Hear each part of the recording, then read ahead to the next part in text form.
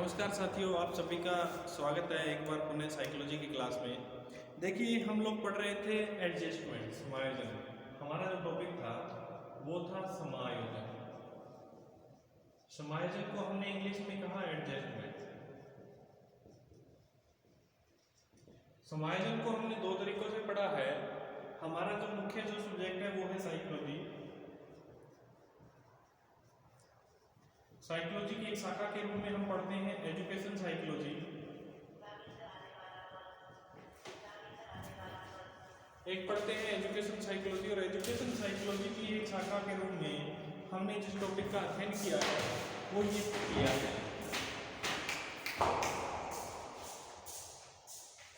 उसकी एक शाखा के रूप में हमने ये अध्ययन किया है। अब देखिए साथियों, इसी एजुकेशन साइकोलॉजी के बाद में हम समायोजन में धीरे धीरे आगे बढ़ रहे थे, तो समायोजन के टॉपिकों के बारे में अध्ययन कर रहे थे, और समायोजन के पार्टों के बारे में अगर हम चर्चाएं कर रहे थे तो उनमें देखिए हमारे सामने जो आगे का जो टॉपिक रहा है, हम पढ़ रहे थे समायोजन के प्रतिमान के बारे में। समायोजन के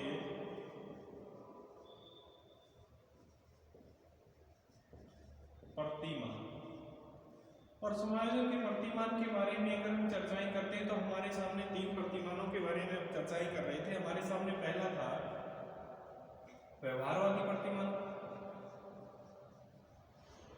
व्यवहारवादी प्रतिमान। दूसरा हमारे सामने था मनोविश्लेषणवादी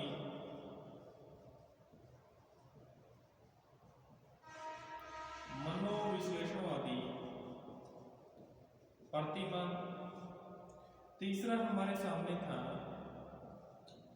संज्ञानात्मक प्रतिमान के बारे में भी हम चर्चाएं कर रहे थे। हमने इन दोनों के बारे में अच्छे तरीके से चर्चाएं कर ली, व्यवहारवादी प्रतिमान, मनोविश्लेषणवादी प्रतिमान। अगला जो हमारे सामने बचा है जिसके बारे में हमें चर्चाएं करनी है वो था संज्ञानवादी प्रतिमान के बारे में हम चर्चाएं करेंगे। अब संज्ञानवादी प्रतिमान के बारे में हम अगर चर्चाएं करते हैं तो हमारे सामने देखिए संज्ञानात्मक शब्द के बारे में हम सबसे पहले चर्चाएं करेंगे। जिस तरीके से हमने व्यवहारात्मक शब्द के बारे में चर्चाएं की थी, उसी तरीके से हमारे सामने आता है संज्ञानवादी।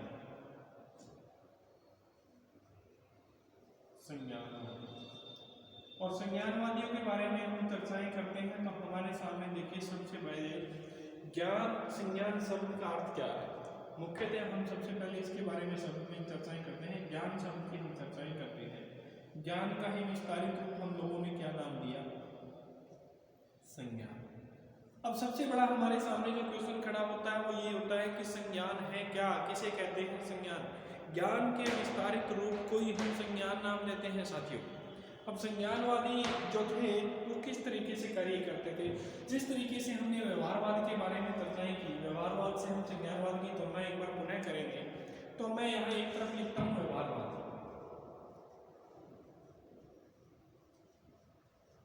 और एक तरफ मैं लिखता हूँ संज्ञानवाद।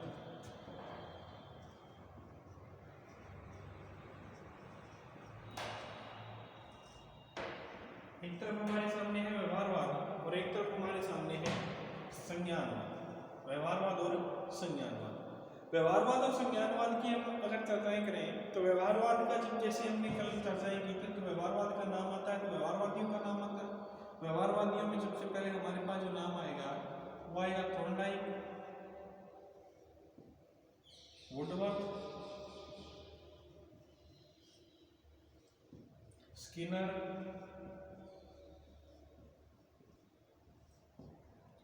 पावलोव, हल, मर्फी, मन, लैंगफील्ड,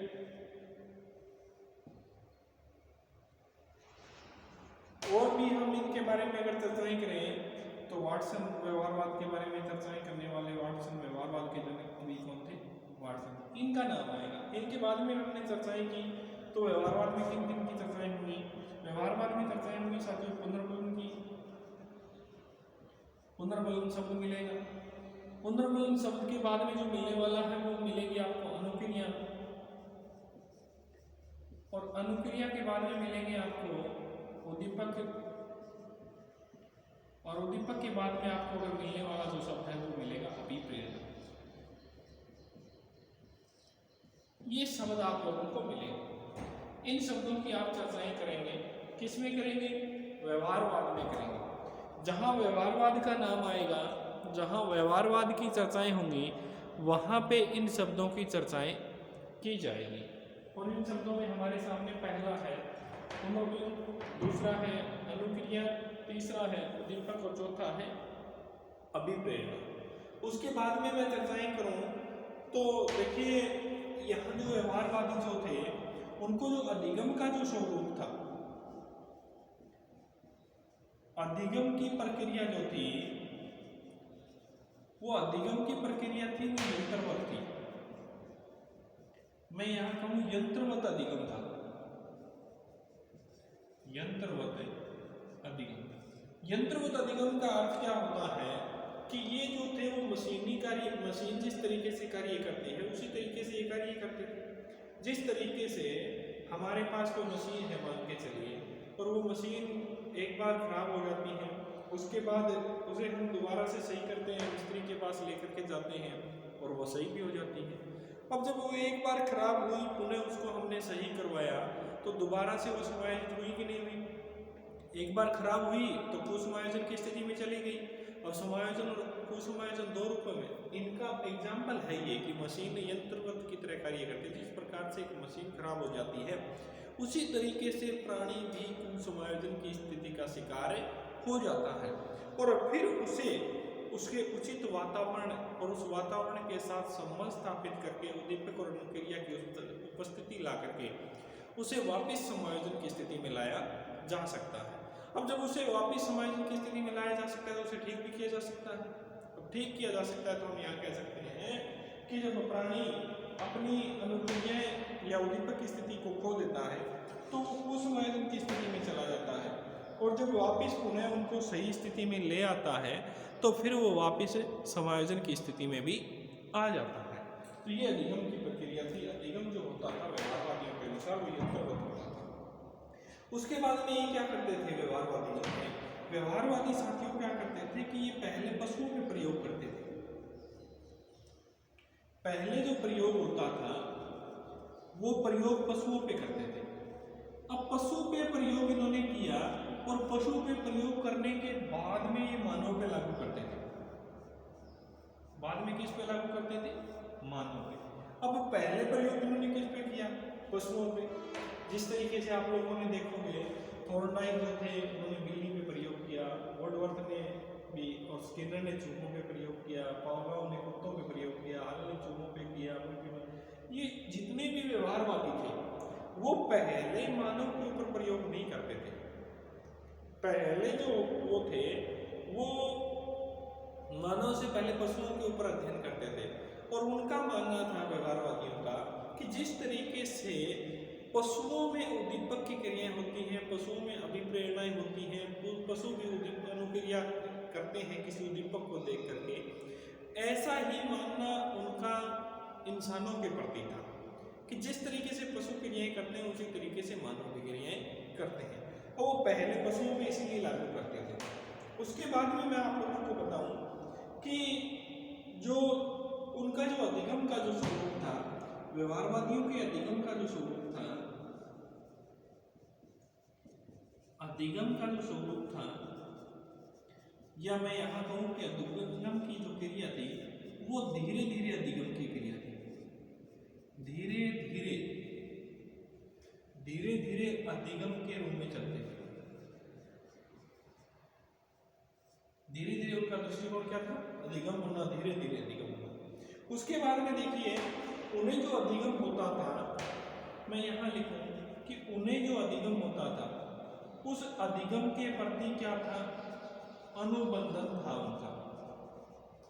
अनुबंधन किसे कहते हैं? हमारे सामने समस्याएं आ गई कि जब हमारे सामने क्या होता है, उद्दीपक होता है, कोई भी उद्दीपक होता है साथियों, और उस उद्दीपक के लिए की गई अनुक्रिया क्या की जाती है, अनुक्रिया की जाती है। और जो वो अनुक्रिया करने के जो बीच का जो समय होता है, जब प्राणी अपने लक्ष्य की ओर ध्यान केंद्रित करता है, वहां पे एक बंधन स्थापित होता है। उसी बंधन को हमने क्या नाम दिया, अनुबंधन।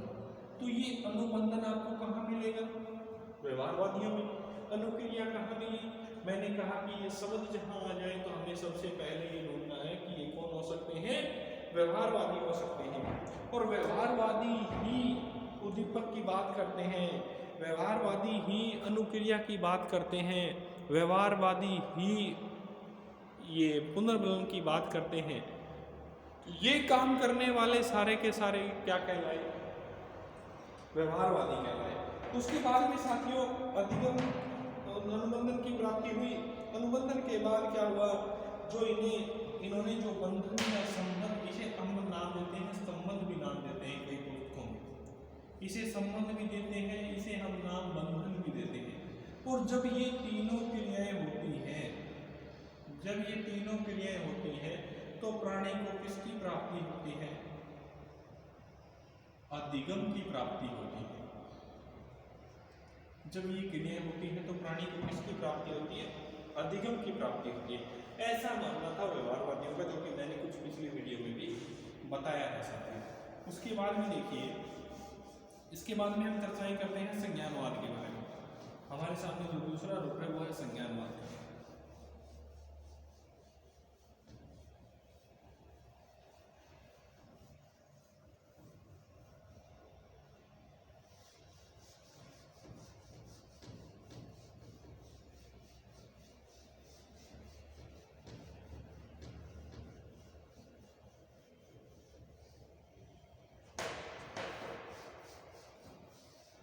दूसरा जो है हमारे सामने वो है संज्ञानवाद।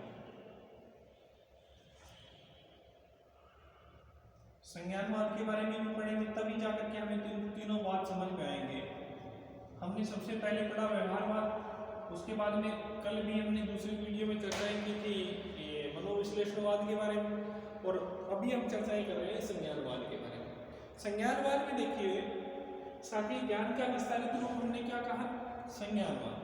अब संज्ञानवाद में क्या होता है, मुख्यतः जो विद्वान आते हैं, सबसे पहले गेस्टाल्टवादी आते हैं।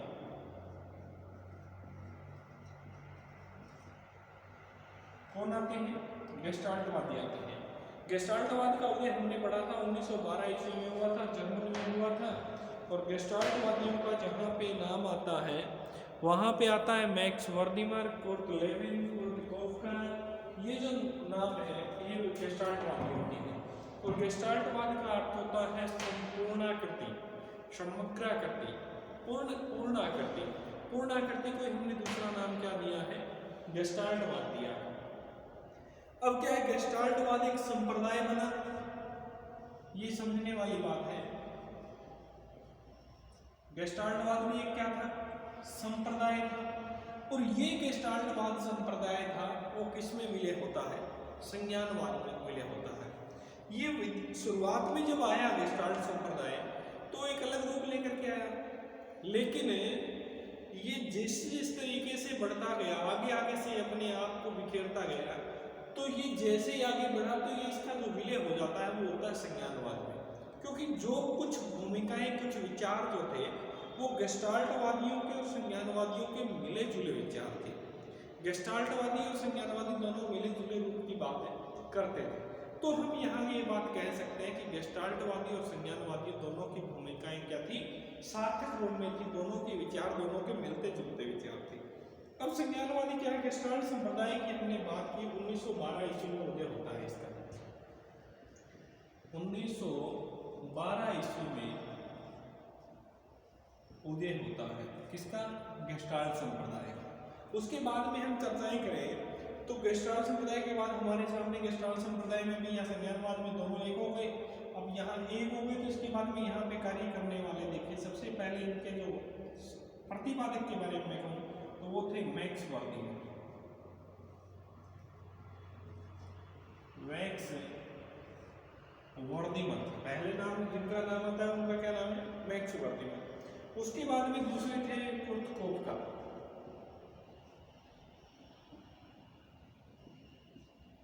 कुर्तकोपका फिर भी नाम आता है तो कुर्तलेविन। कुर्तकोपका, कुर्तलेविन एक गणितज्ञ होने के साथ साथ संज्ञानवादी थे। और एक जो विद्वान जिनका नाम आता है कोहलर।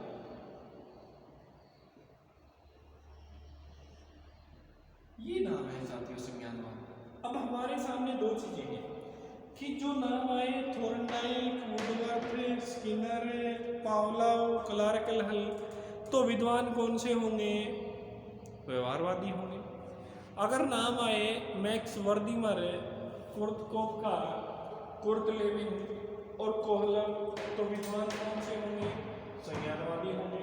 उसके बाद में देखिए इनमें जिस तरीके से व्यवहारवाद में चर्चाएं हो रही थी पुनर्बलन के बारे में, उद्दीपक के बारे में, अनुक्रिया के बारे में और अभिप्रेरणा के बारे में, कि ये चार शब्द आपको दिखाई देंगे तो वो क्या कहलाएगा? व्यवहारवाद। अब यहाँ पे कौन से शब्द होंगे? यहाँ पे मैं शब्दों की बात करूँ तो हमारे सामने सबसे पहला जो शब्द होगा संवेदना।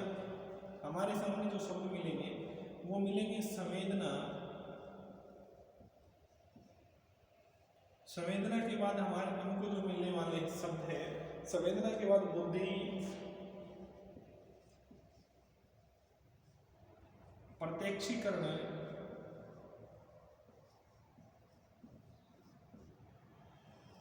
संवेदना, बुद्धि, प्रत्यक्षीकरण, संज्ञान,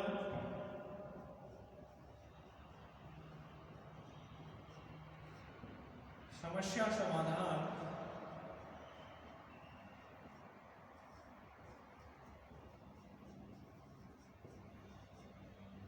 संज्ञान और समस्या समाधान, ये शब्द आप लोगों को दिखाई दे। जिस तरीके से मैंने बताया कि व्यवहारवाद में आपको वो शब्द दिखाई दे, उसी तरीके से अगर संज्ञानवाद में ये शब्द दिखाई दे तो आप सीधा सीधा मानोगे कि कौन है? संज्ञानवादी है। अगर ये विद्वान दिखाई दे तो कौन है? संज्ञानवादी है। उसके बाद में जिस तरीके से उससे हम तुलना करते हैं व्यवहारवाद में जो अधिगम होता था वो यंत्रवत होता था। व्यवहारवाद में अधिगम होता था यंत्रवत, तो हम यहाँ कहेंगे यंत्रवत अधिगम नहीं होता। इसकी एक विशेषता और लिखेंगे, मैं आगे से आगे बढ़ाता जा रहा हूँ। इसमें यंत्रवत है, नीचे लिख देता हूँ शायद,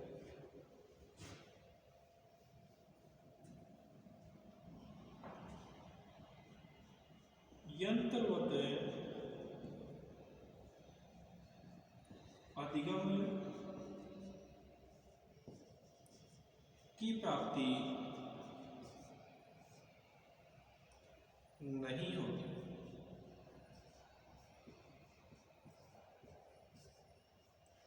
अब यंत्रवत अधिगम की प्राप्ति नहीं होती तो अधिगम, यंत्रवत अधिगम किस तरीके से होता है? धीरे धीरे होता था। तो धीरे धीरे होता था तो यहाँ पे जो अधिगम होगा वो किस तरीके से होगा कि अधिगम की प्राप्ति, अधिगम की प्राप्ति अचानक होगी। और जब अचानक होगी तो उसमें साथ किसका रहेगा? सूझ का रहेगा। अब प्राणी को जैसे ही सूझ जगेगी तो उसे किसकी प्राप्ति होगी? अधिगम की होगी। और जब अधिगम की होगी तो अचानक से जो जगने वाली जो क्रियाएं हैं उसे हम नाम देते हैं सूझ। तो यहाँ देखिए हमारे सामने क्या है? संवेदना है, बुद्धि है, प्रत्यक्षीकरण है, संज्ञान है, समस्या समाधान है। ये चीजें होंगी तो हमें संज्ञानवाद से जुड़ी रहेंगी। मैं यहाँ कहूँ कि प्राणी के संवेग हैं, प्राणी की जो मानसिक क्रियाएं हैं, प्राणी के मस्तिष्क की जो क्रियाएं हैं, वो सारी की सारी किससे जुड़ी रहती है? संज्ञानवाद से जुड़ी रहती है। अब हमने वहाँ व्यवहारवाद में क्या कहा कि जो अधिगम की प्राप्ति है वो यंत्रवत होती है, तो हम यहाँ क्या कहेंगे? अधिगम है वो यंत्रवत नहीं होता। अब यंत्रवत नहीं होता तो किस तरीके से होता है? अधिगम धीरे धीरे होता है, और धीरे धीरे होता है अधिगम की प्राप्ति क्या होगी? वो धीरे धीरे कहाँ होता है? वहाँ होता है व्यवहारवाद में। और यहाँ अधिगम की प्राप्ति क्या होती है? अचानक होती है, यंत्रवत की नहीं होती, मशीन की तरह नहीं होती। अब वहाँ पे क्या हमने एक बात लिखी थी साथियों, आप लोगों को याद है कि जो व्यवहारवादी जो होते थे वो पहले प्रयोग करते थे पशुओं पे और फिर उसके बाद कहाँ लागू करते थे, मनुष्यों पे। तो यहाँ सीधा मनुष्यों के ऊपर आएगा। ध्यान देना कि यहाँ संज्ञानवादी, मैं लिख रहा हूँ ये लाइन, ध्यान देना, संज्ञानवादी सीधा मनुष्यों पर प्रयोग करते थे।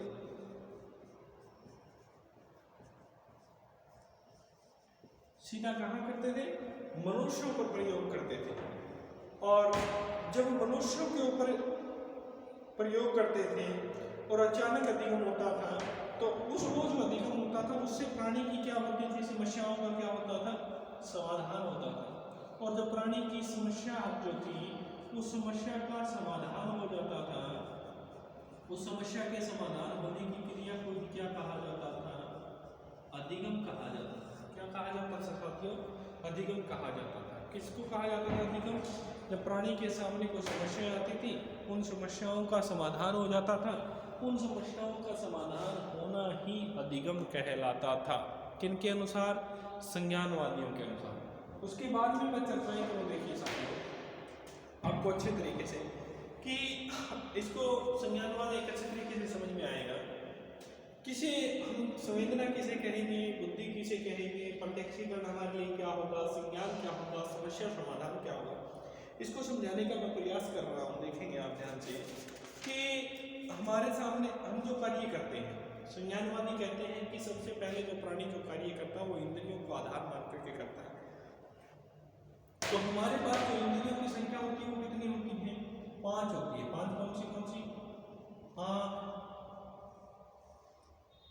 कान, नाक, आँख, कान, नाक, जीभ और त्वचा। जीभ और त्वचा, ये हमारे पास 5 क्या है, ज्ञानेंद्रिय। इनसे हमें सबसे पहले जो ज्ञान की प्राप्ति होती है, इनसे हमें जो ज्ञान प्राप्त होता है, आप लोगों ने सुना होगा आँख है, ज्ञानेंद्रिय है, कान है। आँख हमारी जो है वो अच्छा सुनना, अच्छा देखना पसंद करती है। कान है वो हमारा अच्छा सुनना पसंद करते हैं। नाक है वो अच्छा सूंघना पसंद करते हैं। जीभ है वो अच्छा ये स्वाद लेना पसंद करती है। त्वचा है उससे हमें अच्छा स्पर्श होना पसंद होता है। ये इनसे हमें ज्ञान होता है। इनसे देखिए, सबसे पहले हमने कुछ चीज़ को देखा तो ज्ञान हुआ कि नहीं हुआ। हमारे शरीर में सबसे पहले ज्ञान कराने का जो कार्य करती है वो ये 5 ज्ञानेंद्रियाँ करती हैं साथियों। 5 ज्ञानेंद्रियों में सबसे पहले मैं बात कहूँ तो आँख की कहूँ। आँख से, आँख को हमने खोला, खोलते ही हमें कुछ प्रदर्शित हुआ तो हमें ज्ञान हुआ कि नहीं हुआ। हम कहाँ हैं, किस स्थिति में हैं, किस दृष्टिकोण में हैं, क्या कर रहे हैं। पहला ज्ञान हमें आँख से हुआ। दूसरा हमारा जो ज्ञान हुआ वो कान से हुआ। कानों से हमने बहुत से ऐसे ऐसे विचारों को सुना तो ज्ञान हुआ कि नहीं हुआ। तीसरा ज्ञान हमें नाक से हुआ कि हम कहीं रास्ते से जा रहे हैं, हमें अच्छी या दुर्गंध, सुगंध और दुर्गंध जो आती है उसका ज्ञान हम किससे करते हैं, नाक से करते हैं। स्वाद का पता हम जीभ से करते हैं। कोई चीज़ हमें देखने से पता नहीं होती, सूंघने से भी पता नहीं होती, सुनने से भी पता नहीं होती। जब हमारी जीभ से टकराती है तभी हमें उसके स्वाद का पता चलता है। और त्वचा जो स्पर्श करती है हमें, और स्पर्श करने के पश्चात जो ज्ञान प्राप्ति होती है उसे हमने क्या नाम दिया है, यहाँ पे त्वचा दिया है।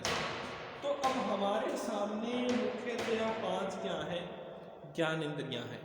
इन ज्ञानेंद्रियों से हमें ज्ञान प्राप्त होता है और इन 5 ज्ञानेंद्रियों से जो ज्ञान प्राप्त होता है उसे हमने नाम दिया है संवेदना। क्या नाम दिया है साथियों, संवेदना।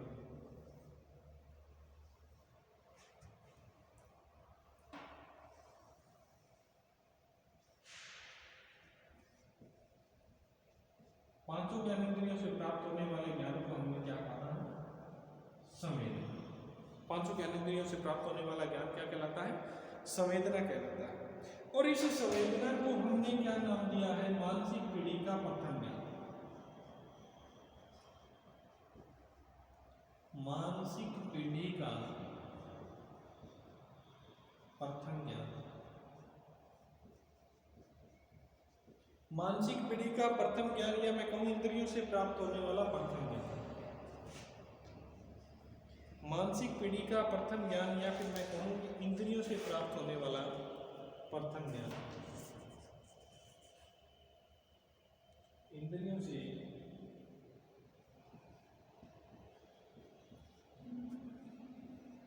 प्राप्त होने वाला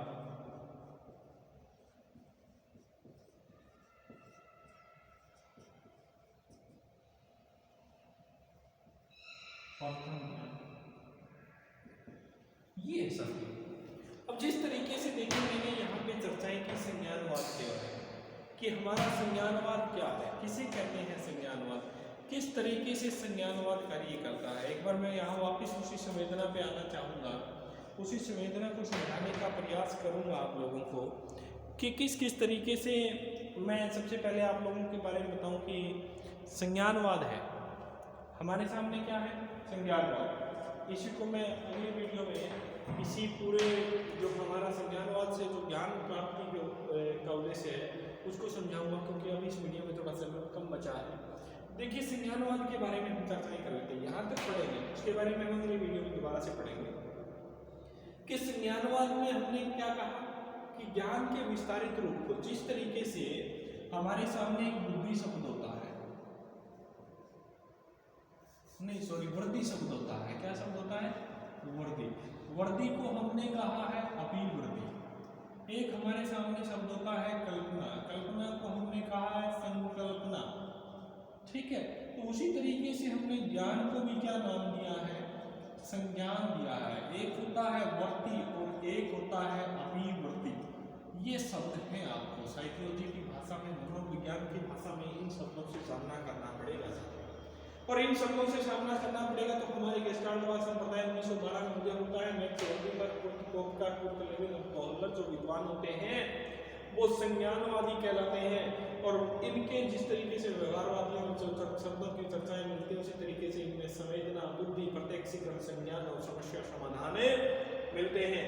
और जिस तरीके से व्यवहारवाद में यंत्रवत अधिगम होता था, उसी तरीके से संज्ञानवाद में यंत्रवत अधिगम नहीं होता, और यंत्रवत अधिगम नहीं होता तो अधिगम की प्राप्ति अचानक होगी, और अचानक होने वाले अधिगम को सूझ कहेंगे साथियों। और संज्ञानवादी सीधा मनुष्यों पर प्रयोग करते थे, जबकि व्यवहारवादी पहले पशुओं पर प्रयोग करते थे, उसके बाद मनुष्यों के ऊपर लागू किया करते थे। समस्या समाधान होना ही अधिगम कहलाता था। धन्यवाद साथियों, मिलते हैं अगले वीडियो में। तुरंत इसके बाद में हम समझाएंगे आपको इंद्रियों के द्वारा प्राप्त किया। धन्यवाद।